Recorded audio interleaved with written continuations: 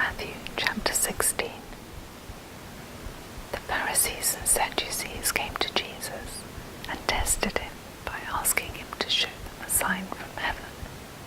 He replied, "When evening comes, you say, 'It will be fair weather, for the sky is red,' and in the morning, 'Today will be stormy, for the sky is red and overcast.'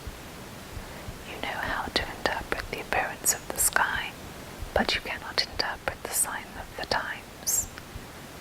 A wicked and adulterous generation looks for a miraculous sign, but none will be given it except the sign of Jonah."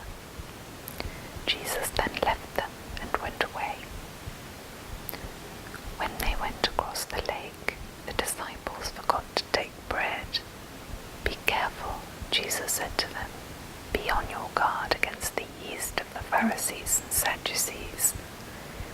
They discussed this among themselves and said, "It is because we didn't bring any bread." Aware of their discussion, Jesus asked, "You of little faith, why are you talking among yourselves about having no bread? Do you still not understand? Don't you remember the 5 loaves for the 5,000, and how many basketfuls you gathered? Or the 7 loaves for the 4,000, and how many basketfuls you gathered?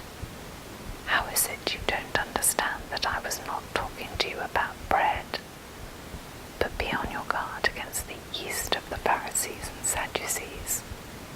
Then they understood that he was not telling them to guard against the yeast used in bread, but against the teaching of the Pharisees and Sadducees.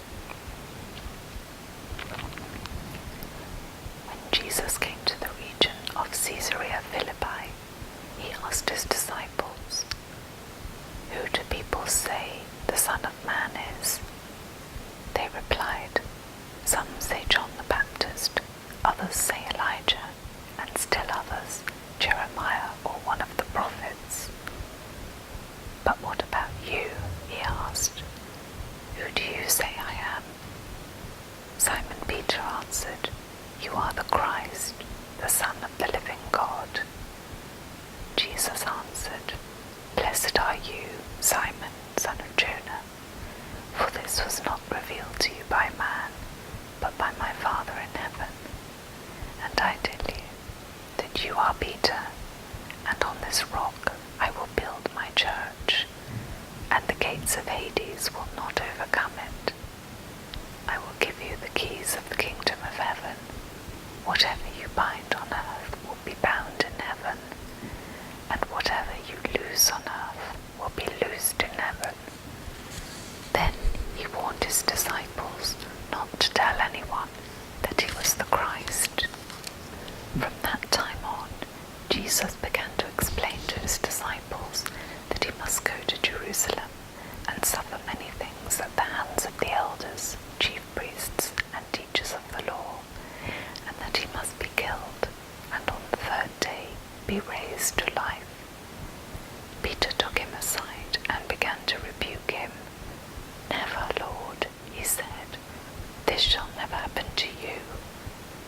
Jesus turned and said to Peter, "Get behind me, Satan. You are a stumbling block to me.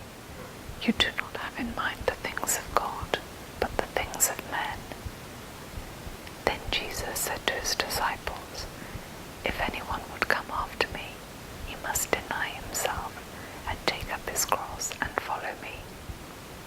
For whoever wants to save his life will lose it, but whoever loses his life for me will find